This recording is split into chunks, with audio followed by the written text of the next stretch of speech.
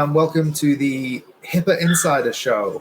My name is Adam, I'm joined by Gil, and we are going to be talking about migration today. Not the hot button political topic, but migrating WP Engine to other WordPress managed hosts. We've recently passed 200 subscribers and our next goal is 500. So if you haven't already, please like and subscribe to the channel. So Gil, first of all, hey, how's it going? Hey, Adam. No, doing really well. Looking forward to this podcast. Doing well. And this is a good topic because migrating can be a very frustrating experience, to say the least. And we've talked to many customers, so it is a good topic. I'm glad that you're presenting this. Yeah, we've had a lot of questions, so I've tried to condense them down into less than 50. We'll see how many we get through. So let's start off with at the high level introduction to website migration in general. What are the key reasons someone might migrate their WordPress site? The key reason is that when someone is ready to move their website to another host, whether it be because of a business decision, sometimes it happens because a company buys another company and they want to consolidate and bring the website to their platform.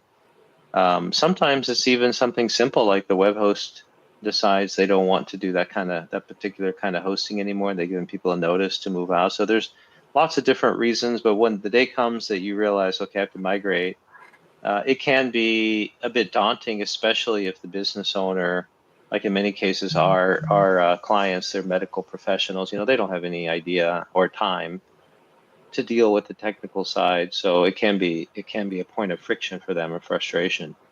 Yeah.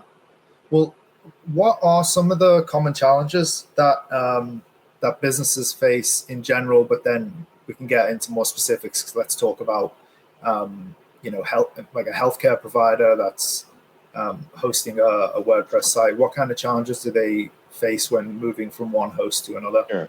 Sure. And I do want to add one more item, which I should have said, because in our case, it's important. So sometimes a company is motivated to move because they want to have a HIPAA compliant environment, and where they currently are hosted, it's not HIPAA compliant. So obviously, HIPAA Vault, we are on the receiving end of that. We get many phone calls from companies that said, hey, what's it take to be HIPAA compliant? And they want to migrate to our environment because we take care of that for them.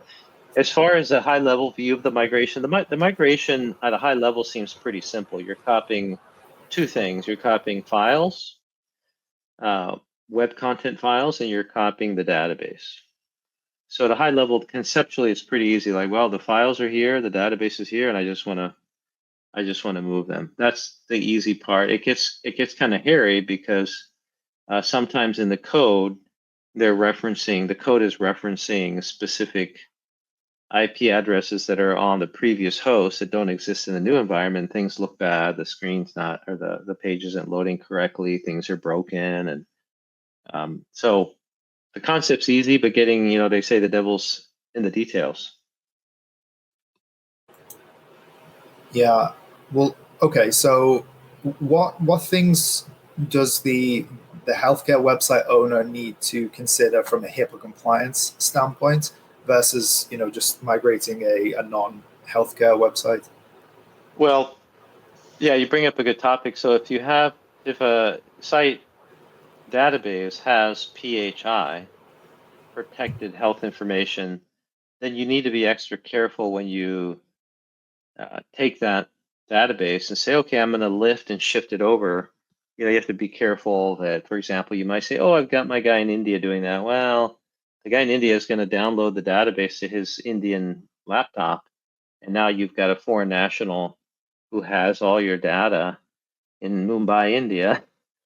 And that's a big no-no. You're not supposed to have your PHI data in a foreign national's possession, and then now he's going to upload. Now, he might mean well. Don't get me wrong. I'm not saying he's an evil guy. He might be the nicest guy and very competent, but now you have a jurisdiction problem. You've got your database, protected health information, and records in a foreign entity, you're not really supposed to do that. So that's another gotcha, right? So you have to be careful with that.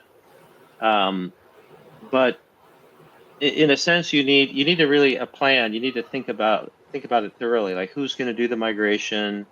What databases do I need to move? What files?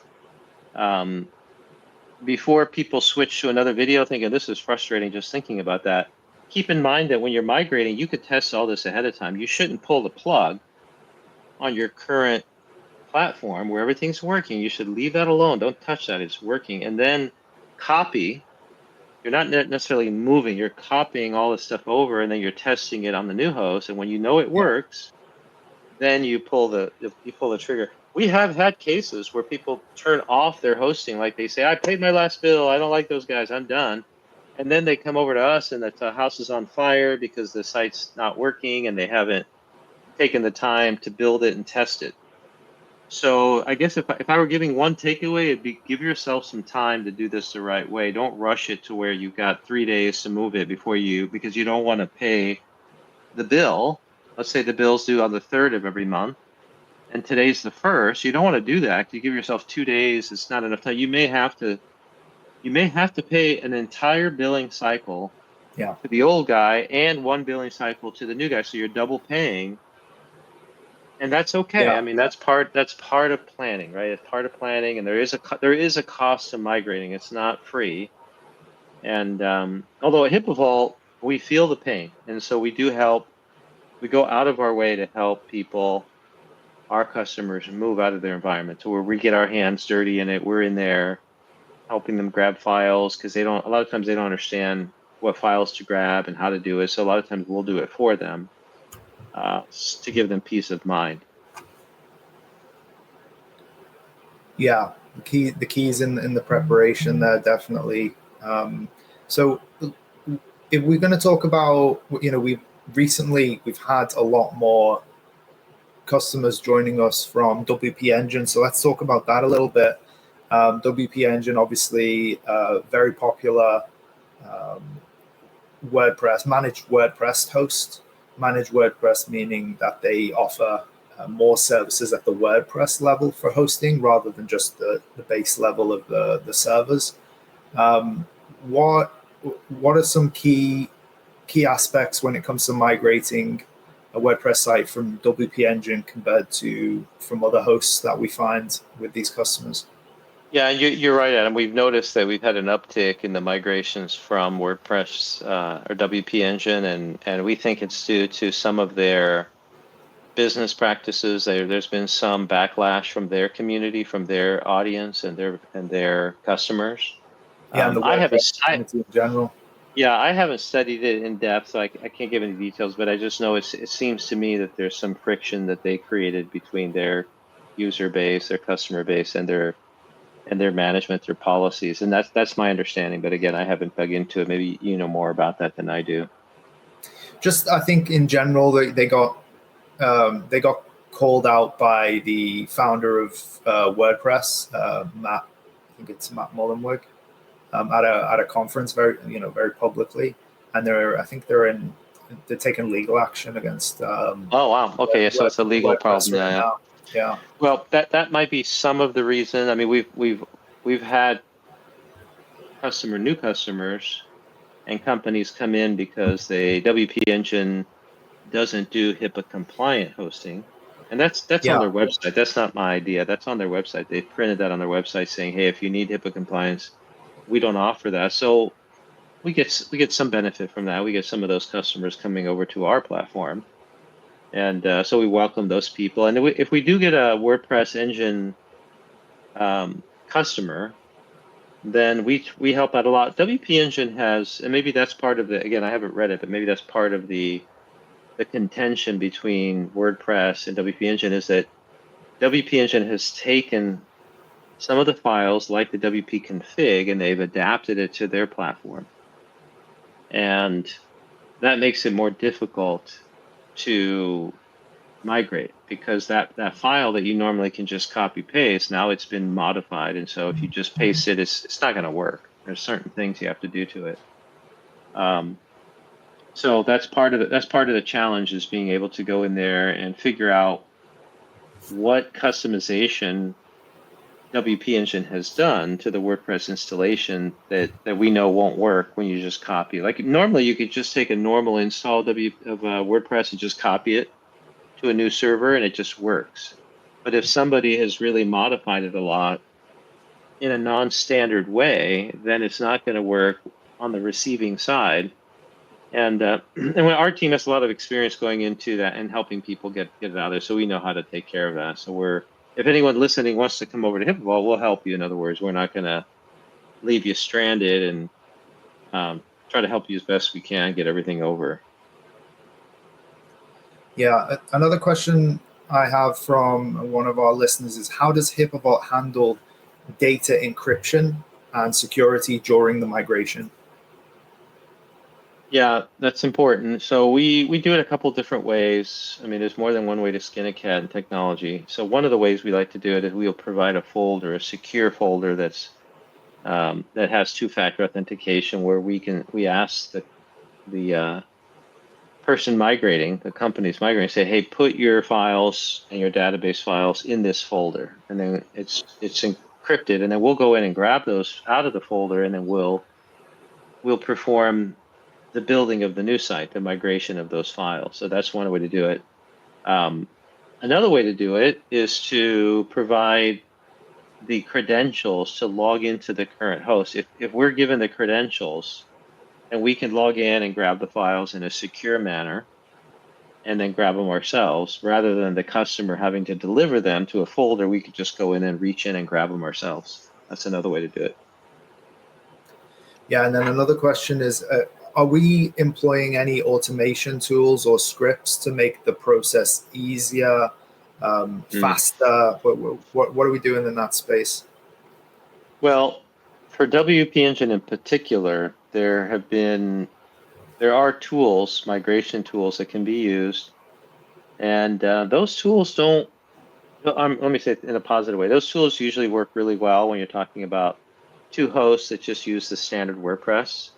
They work pretty well. You can install this plugin, you can configure it, and hit some buttons, and then the site's migrated. But for WP Engine, again, what I said earlier is they customize WordPress to where a lot of these tools won't work properly. They don't work in migrating it. So I would say, generally speaking, WP Engine is a manual migration. Generally speaking, I mean, there are some tools you can play around with, but in general, it's more of a manual process to get out of that particular host. Now, other hosts, like I said, you could use more automation to help, to assist.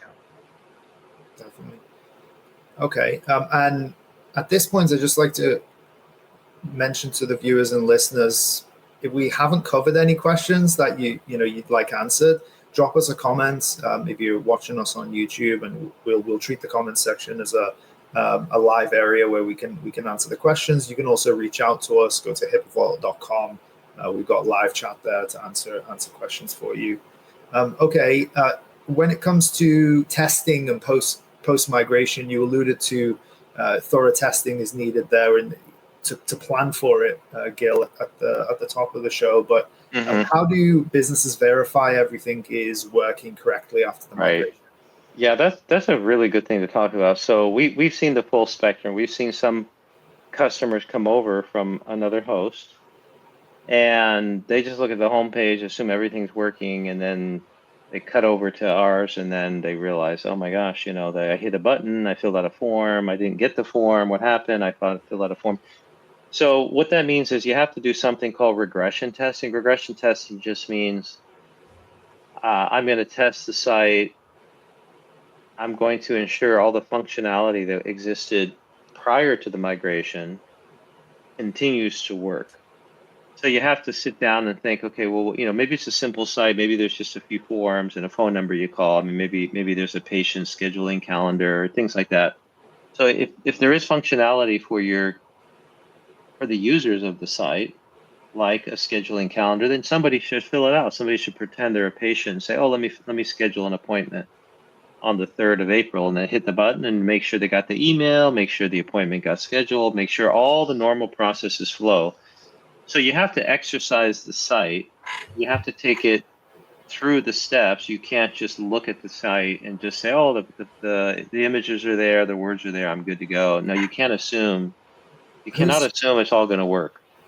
Who's usually responsible for that? I mean, if it's a single person practice, then that's going to be, you, the owner, is going to be responsible. But in a larger organization, who typically handles that regression testing? Yeah, usually on a medium-sized organization, there's a team, the development team, or it could even be somebody on the product marketing side, where it says they're familiar with it. They know what forms and what functionality. Sometimes these are portals, by the way, Adam. They're not just a brochure where they're a portal where you log in and the portal does transactions, Medicare, Medicaid type transactions, or it might be doing some kind of a app transaction that the purpose of the app, whatever that is, it's going to be doing some kind of transaction. So you have to log in as a customer and then go through whatever the app does, whatever the purpose of the app is. You got to exercise it and click on it with the dummy account or a real account, I guess, if you have your own real account. So excuse me. So that taking it through its paces is something that has to be done, but it's not hard. I mean, most of these sites aren't crazy complex, but they do have a very specific purpose, and you have to test that out thoroughly. Okay, and for HIPAA hosted sites post migration, what kind of security checks need to be done to ensure HIPAA compliance post migration? So when the site is migrated, we go through and check the plugins, because that's a lot of times where the vulnerabilities are coming from, are weak plugins. So we'll look through those. We do a scan on the site. We'll scan the site and see if we notice anything, any weaknesses. And that's important because the vulnerability scan will show you if there's any holes in the new site, something that a hacker might want to exploit. So we look for those things, and that's helpful. SSL, obviously. Yeah, having your SSL certificates installed, so you have the HTTPS is working. That's very important as well. That's encryption and transport. That's a key thing. Okay, and you wrapping up here, you touched on a key takeaway, but what are some lessons or one lesson learned from past migrations that would help the viewers and listeners? You said preparation is that one. I think the main thing is to be prepared to have the site live on your current host for longer than what you initially anticipated. So you might think, well, I only need, I don't want to pay the bill that's due in a couple of days. You don't want to think that way. You want to think more about business continuity. Don't get hung up on, I'm just going to save a few bucks over 1 month of hosting. Think about business continuity. Think about the experience that your end users have. You want to keep your site active, working while you're testing the new host with all the functionality. Once you're convinced it's working and you're happy, then you can switch the DNS. That's the technical term for pointing the traffic from your existing host over to, so the users are now flowing to the new platform, the new host. You don't want to hit that button and do that until you've thoroughly tested it and you're happy with that. All the tests are green. Yes, everything seems to be loading properly. The speed is good. If your site, it's possible your site was very slow and now on the new host it's faster, or vice versa. It seemed to be peppy and fast, and now you're like, hey, wait a minute, it's too slow. What's going on? Maybe there's some optimization that needs to be reapplied. And so you need to look at all that. But once you've gone through the site, you're satisfied, then you're ready to cut over. So I would say just be patient and don't cut yourself off from your existing platform too quickly, and do the regression testing. That is, take your site through the paces carefully. Even as the owner, you might, if you're a smaller business, you're the owner, you should do it yourself. You should go in there and start clicking around. I mean, it's your own site, it. Yeah. Click on it. It probably take you less than an hour. I mean, most of these sites, they don't have 1,000 pages. Maybe there's some e-commerce on there. Maybe there's a special app performance, and you know your site well. So go in there, pretend you're Joe Smith, the patient of your part of your site. Fill out the forms, do whatever it takes, and make sure that everything works as you expected. Wise words there, as always, Gil. Thank you for that. So yeah, if you're interested in checking out our HIPAA WordPress hosting and you're looking to move from WP Engine, go to HIPAAVault.com, click on the WordPress section. We've got a bunch of plans. We've definitely got a plan for you there. And we also have an exciting new promotion where you can get the first month free for a limited time only. So be sure to get that. That's it for this episode of the HIPAA Insider Show. Please like, subscribe, and share. And until next time, thanks for stopping by.